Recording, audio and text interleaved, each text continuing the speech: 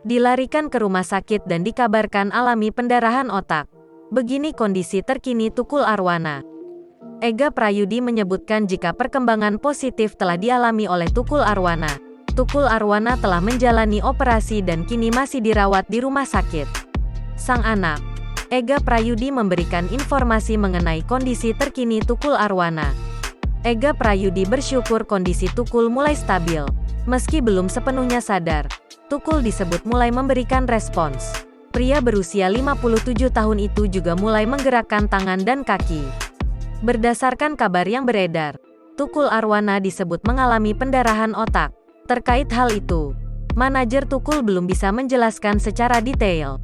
Ia mengaku bakal menggelar konferensi pers bersama dokter untuk membahas hal tersebut. Ega mengaku sejumlah artis telah mengutarakan niatnya untuk menjenguk Tukul. Namun hingga kini Tukul belum boleh dijenguk.